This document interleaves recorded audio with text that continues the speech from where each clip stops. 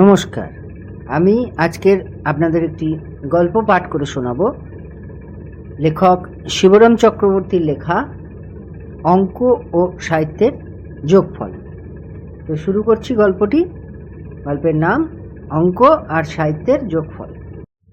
আমার পাশের বাড়ি রাজীবরা খাসা লোক। ওর দাদা বাবা ওরা সব ভাই। কিন্তু লোক ভালো হলে কি হবে, মনের ভাব ওরা ঠিক মতো প্রকাশ করতে পারে। সেটা আমাদের ভাষার গোলমেলে কি ওদের মাথার গোলমালে তা এখনো আমি ঠাউর করে উঠতে পারি। কিন্তু যখনই না আমি ওদের কিছু জিজ্ঞাসা করি, তার জবাবে যা পেয়েছি তা থেকে দেখেছি মাথা মুন্ডু কোনো মানেই খুঁজে পাওয়া যায় না। কেন, এই আজই তো বেরোবার মুখেই রাজীবের দাদার সাথে দেখা। জিজ্ঞেস করলাম, কেমন আছো হে? এই কেটে যাচ্ছে, একরকম কেটে যাচ্ছে। শুনলে পিলে চমকায়, কিন্তু তখন ভারী তাড়া, ফুরসত নেই দাঁড়াবার। নইলে কি কাটছে, কেন কাটছে, কোথায় কাটছে, কিভাবে কাটছে, কবের থেকে কাটছে, এসবের খবর নেবার চেষ্টা করি। বাজারের পথে রাজীবের বাবাকে পাই। এই যে, কেমন আছেন মুকুজ্জমশাই? আগে যেমন রেখেছেন। এও কি একটা জবাব হলো নাকি? এ থেকে ভদ্রলোকের দেহমনের বর্তমান অবস্থার কতখানি আমি টের পাই। কে রেখেছেন আর কেনই বা রেখেছেন, তারই বা কি কোনো হদিশ পাওয়া যায়? তোমরাই বলো। ঝি সঙ্গে নিয়ে বাজারে চলেছেন। তখন আর তাকে জেরা করে জানা গেল না। অগত্যা ঝিকেই প্রশ্ন করি, তুমি কেমন গো বুড়ি? এই আপনার শ্রীচরণের আশীর্বাদে আপ্যায়িত হয়ে বুড়ি যেন গলে পড়ে। শ্রীচরণকে আমি চিনি না, তার আশীর্বাদের এত বহর কেন, বাতিকি বা কিসের, তাও আমার জানা নেই। কিন্তু সঠিক উত্তর না পাওয়ার জন্য ও আর শ্রীচরণ দুজনেরই ওপরই নিদারুণ চটে গেলাম। এক বন্ধুর সঙ্গে মোলাকাত, হঠাৎ অনেকদিন পর দেখা। কুশল প্রশ্ন করি, মহেন্দ্র যে, ভালো আছো তো? এই একরকম। এও কি একটা কথার মতো কথা হলো?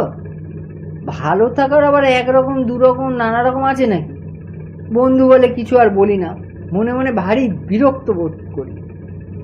বিকেলে যখন আমি বাসমুখ, সেই সময় রাজীব, খাসা ছেলে রাজীব, সেও দেখছি ফিরছে স্কুল থেকে। এই যে রাজীব চন্দর, চলছে কিরকম? চমৎকার। না, এবার খেপেই যেতে হলো। কখনোই ওকে কোনো কথা, তা ওর স্বাস্থ্য হোক কি খেলাধুলা কি পড়াশোনা, যা কিছুর সম্পর্কে জিজ্ঞাসা করি, তখনই ওর ওই এক জবাব, চমৎকার। এছাড়া কেন আর অন্য কথা ওর ভাঁড়েতে নেই। আলাদা কোনো বুলিও জানে না। বাড়ি ফিরে ভারী খারাপ লাগে। এ কি, সবারই কি মাথা খারাপ নাকি? আবাল বৃদ্ধ বনিতা সকলের এবং একই সঙ্গে? আশ্চর্য। দুনিয়া শুদ্ধ সবারই মাথা ঘিলুর গোলমাল, না আমাদের ভাষার ভিতরেই গলদ, তাই নিয়ে মাথা ঘামায়? এরকম হেয়ালিপনার খেয়ালি জবাবে কবিরাই খালি খুশি হতে পারে। আমার যুক্তিবাদী বৈজ্ঞানিক মন কিন্তু ভীষণ বিচলিত হয়, মাথা ঘামাতে হয় আমার। আচ্ছা, আমাদের ভাষাকে অঙ্কের নিয়মে বেঁধে দিলে কেমন হয়? বিশেষ করে বিশেষণ আর ক্রিয়াপদের। অঙ্কের নির্দেশ মধ্যে তো কোনো ভুল হবার কিছু নেই। Figures do not lie. অঙ্কেরা মিথ্যা কথা বলে না, মিথ্যা কথা বলতে জানে না, এই বলে একটা বইতে আছে না, ইংরাজিতে সংখ্যার মধ্যে বাধা পড়লে শঙ্কার কিছু থাকে না, আর ভাষা ভাষা ভাবটা কেটে যায় ভাষার। অঙ্কের নিরিখটাই সবচেয়ে ঠিক বলে মনে হয়। 100কেই পুরো সংখ্যা ধরা যাক তাহলে। আমাদের দেহের, মনের, বিদ্যার, বুদ্ধির, রূপের, গুণের, এক কথা সব কিছু সম্পূর্ণতা জ্ঞাপক সংখ্যা হলো গিয়ে 100। এবং এই সংখ্যার অনুপাতের দ্বারাই অবস্থাভেদের তারতম্য বুঝতে হবে আমাদের। এরপর আর বোধগম্য হবার বাধা কি রইল? উদাহরণ, নিয়মকানুন মেনে এরপর রাজীবের বাবাকে গিয়ে আমি যদি জিজ্ঞাসা করি, কেমন আছেন মশাই, ভালো তো? এবং সম্পূর্ণ সুস্থ অবস্থার সংখ্যা যদি হয় 100, তাহলে ভেবেচিন্তে অনেক হিসেব করে তাকে উত্তর দিতে হবে।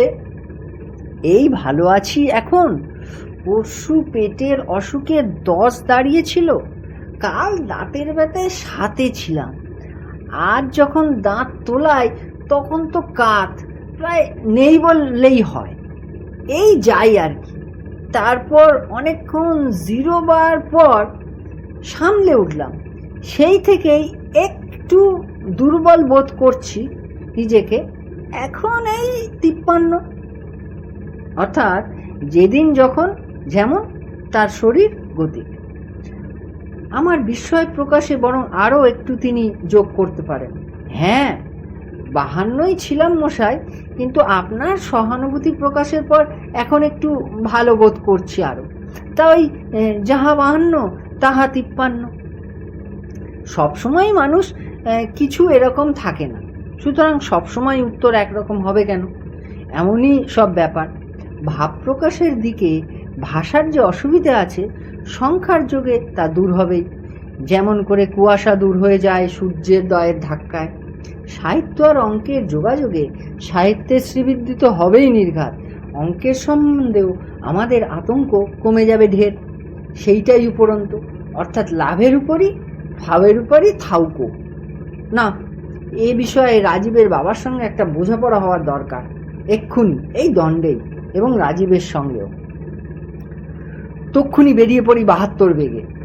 ওদের বাড়ি বরাবর গেছি, দেখি শ্রীমান রাজীব লোচন সদর দরজায় দাঁড়িয়েই ঘুড়ি ওড়াচ্ছে। 98 মনোযোগ। খুব যে ঘুড়ি ওড়াচ্ছ দেখছি। চমৎকার। আমার প্রশ্নের জবাবে ভদ্রলোকের সেই এক কথা।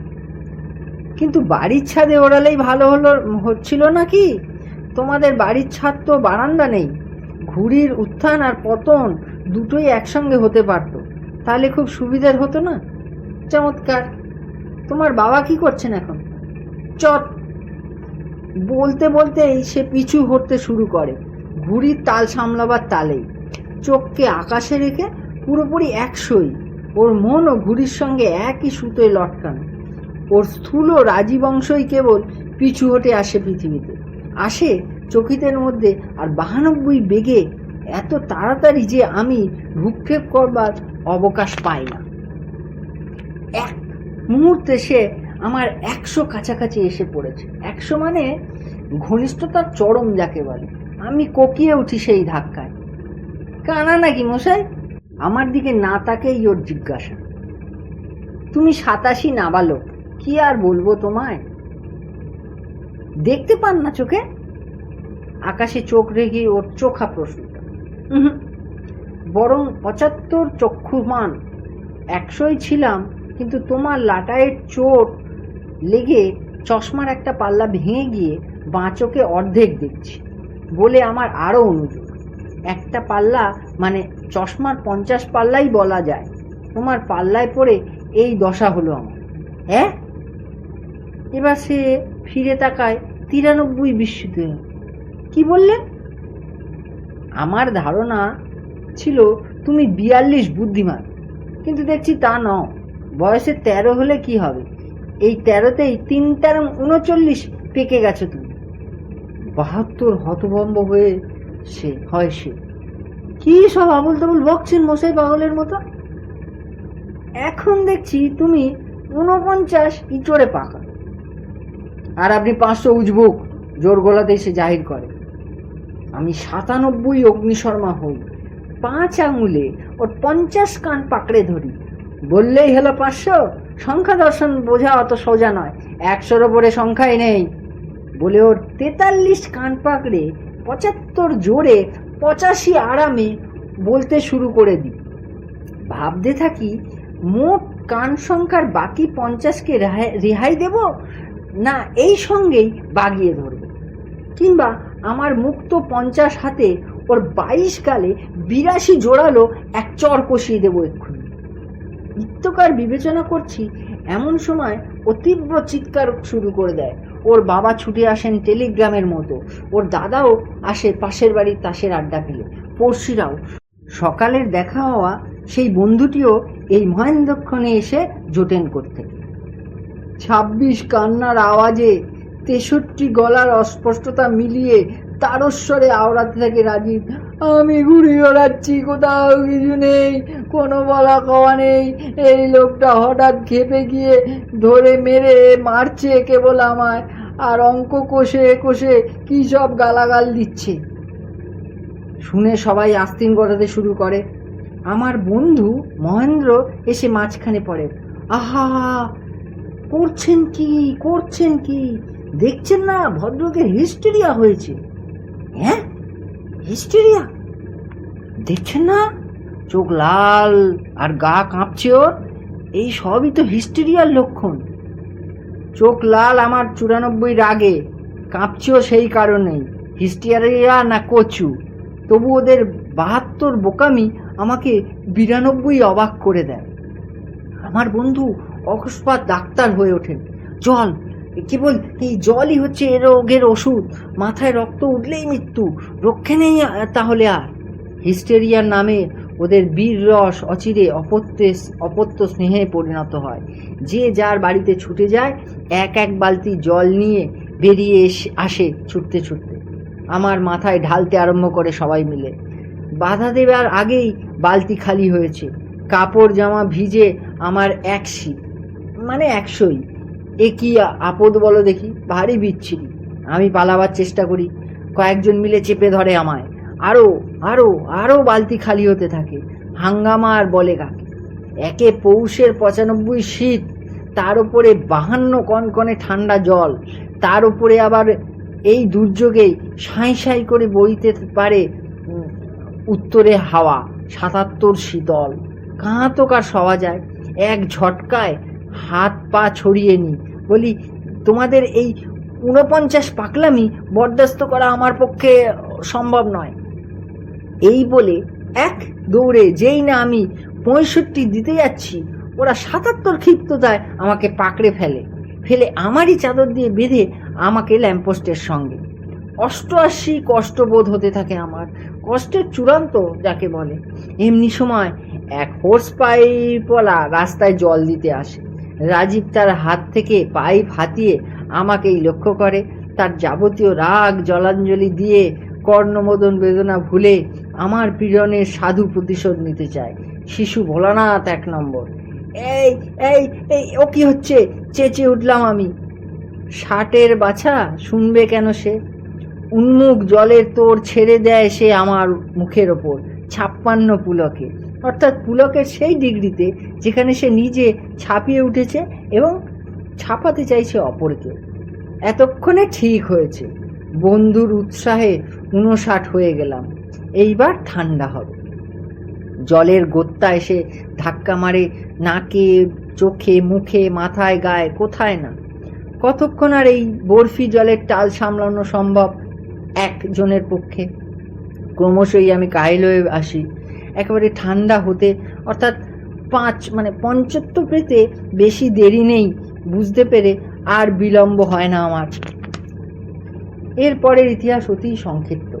জলযোগের পর অ্যাম্বুলেন্স যোগে আমাকে পাঠিয়ে দেয় হাসপাতালে। সেখানেই এখন আছি। হিস্টেরিয়াল কবল থেকে বেঁচেছি, এখন ভুগছি খালি নিউমোনিয়ায়। অমন 55 জল, চিকিৎসার পরিণাম তো একটা আছেই। অঙ্ক আর সাহিত্যের যোগফলে যে আবিষ্কারটা আমি করেছিলাম সেটা আর চালু করা গেল না এ বাজারে। আঙ্কিক সাহিত্যিকের 99 দশায়, অর্থাৎ অন্তিম অবস্থায়, আর সাহিত্য অঙ্কের জবনিকা পতন হলো। সাহিত্যে প্লাস অঙ্ক, তার সঙ্গে যদি সামান্য একটা ছেলেকে যোগ করা যায়, তার ফল দাঁড়ায় প্রাণ বিয়োগ, অর্থাৎ একেবারে শূন্য। ক্ষুদ্র বৃহৎ একই আর 100ই, সব ব্যাপারেই ছেলেদের পাশ কাটিয়ে যাওয়া উচিত। Child is the father of man, Wordsworth বলেছিলেন। এই কথাগুলোর মানে আমি বুঝতে পারলাম একদিনে, আমার হাড়ে হাড়ে। এর যথার্থ দামও এতদিনে আত্মসাৎ করতে পারলাম। অর্থাৎ ছেলেরা হচ্ছে মানুষের বাবা, আর বাবার সঙ্গে লাগতে গেলে কাবার হতে কতক্ষণ। আবিষ্কারের ক্রম পরিণতি খুব সুবিধের হলো না, সেজন্য দুঃখ নেই। কোনো দেশ কোনো কালেই হয় না, ইতিহাস পড়ে জানা আছে। যাই হোক, এই সুযোগে সেই ভদ্রলোক, সেই মহেন্দ্রবাবু, মহেন্দ্রক্ষণে যিনি অযাচিত এসে বন্দুককৃত করেছিলেন, তাকে ধন্যবাদ দিয়ে রাখি। হিস্টেরিয়ার টাল সামলেছি, নিউমোনিয়াম ধাক্কা সামলাবো কিনা কে জানে, আগে থেকে দিয়ে রাখাই ভালো। 67 জলকষ্টের কথা আর মনে নেই, এখন 76 মন্বন্তর আমার সম্মুখে। সাবু বাল্লি খালি পথ্য আমার। নমস্কার।